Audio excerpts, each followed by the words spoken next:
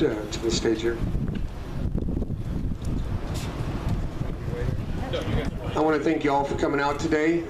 Your elected leader is here. I'm going to turn this all over to her and let her take it from here.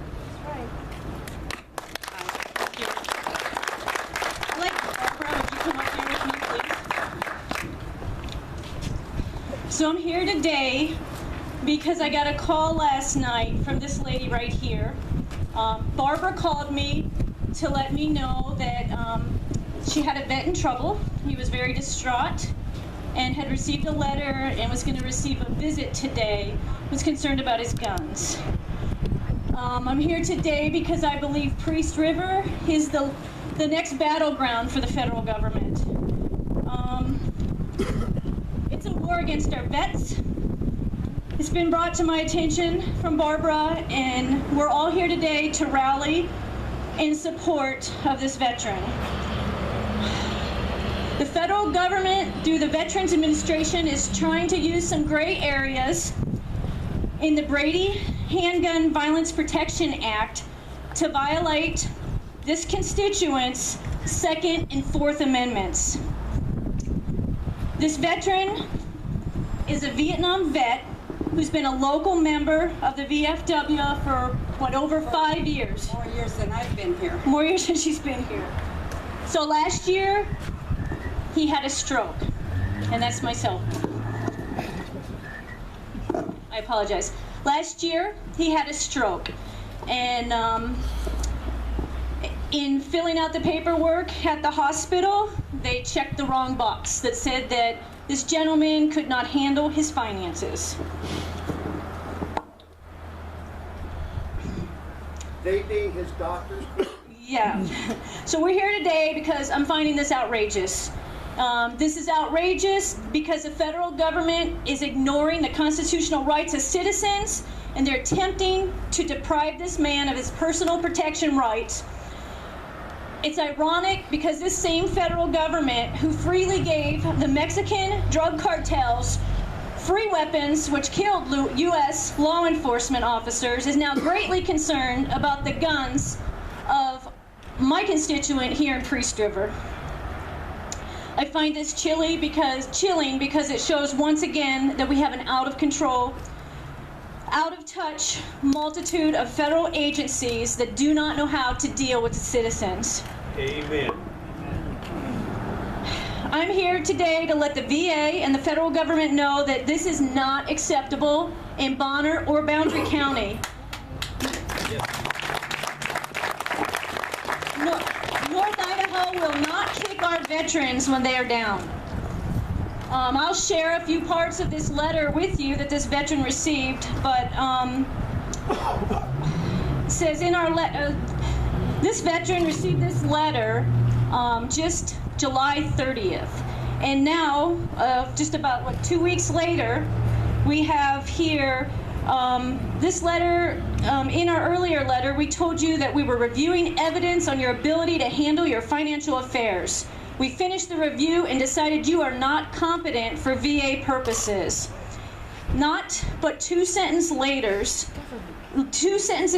it states, as we advised you previously, the Brady Handgun Violence Protection Act prohibits you from purchasing, possessing, receiving, or transporting firearms or ammunition based on our determination that you are incompetent to handle your VA funds. You may be fined or imprisoned. This vet was up all night after receiving this letter. He's been very stressed out about this, and you know, our government is there because we put them there. They are to protect the citizens. They are to protect the threats.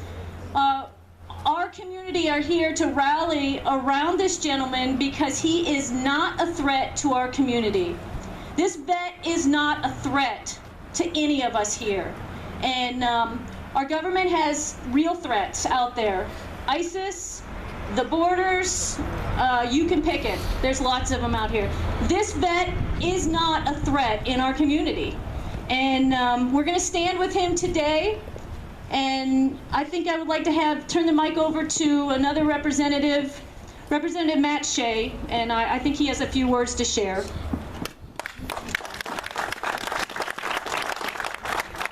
So this isn't just about North Idaho, this is about the entire country. We the people have had enough.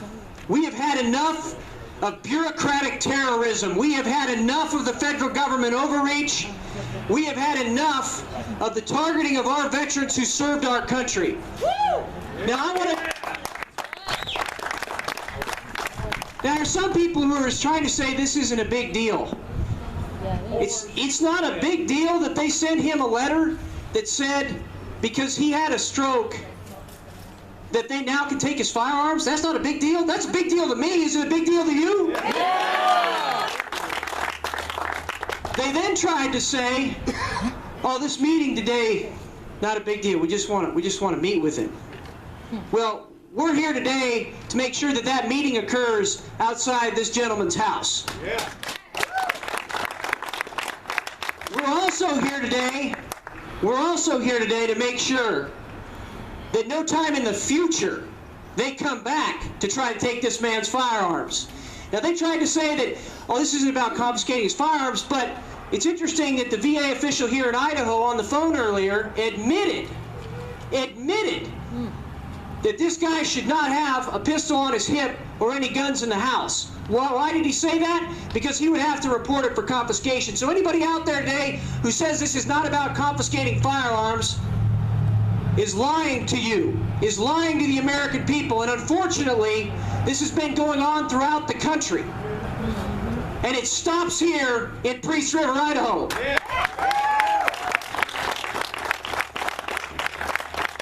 This vet is not a threat. This vet is not a threat. This vet is not a threat. This vet is not a threat. This vet is not a threat. Now, I hope this emboldens everybody across this great country, in whatever community from Hoboken to Spokane, Washington, that if they ever hear this happen again, they will stand like we're standing today and say to the federal government, here's the line, you don't get to walk 1 inch further in violation of the Constitution.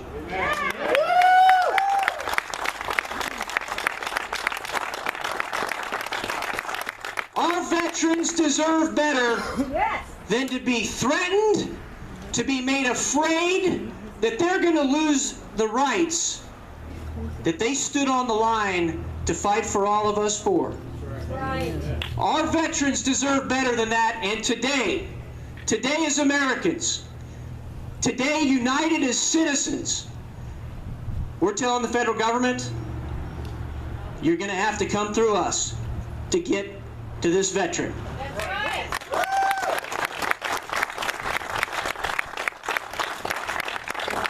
Now I want to thank the law enforcement that have already come forward and said they're going to stand with the people and they're going to stand with the Constitution.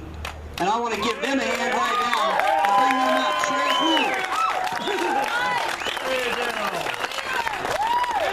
Hey, good morning. I want to tell you, it's a pleasure to stand here as your sheriff.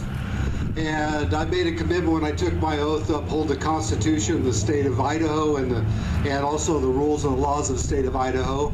And I'm standing with you this morning to do that and to follow through the Constitution.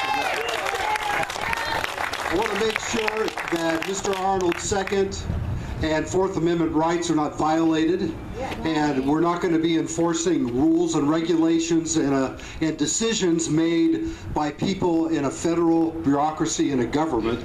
They're going to, if any action is going to be taken, it's going to go through a court procedure and through a rule of law and through the court. And we're not going to sit here and allow people just based on some opinion written by some rule or law. So I just want to know that as Representative Shea said, they may have to go through you, but they are going to have to go through the Bonner County Sheriff's Office because we are not going to allow a bureaucratic organization to come and confiscate a weapon without due process. And it will not happen today. So I'm just hoping that they have our opportunity to interview and make those assessments. It's a shame that based on one doctor's assessment that because a man and a vet who has served this country had a stroke and as having seizure, that takes away his constitutional right to keep and bear arms, and then also his rights are being violated without due process. And so that's not going to happen in Bonner County, and it's not going to happen today. And I encourage Mr. Arnold to have a conversation with them and send them back to their office in Spokane.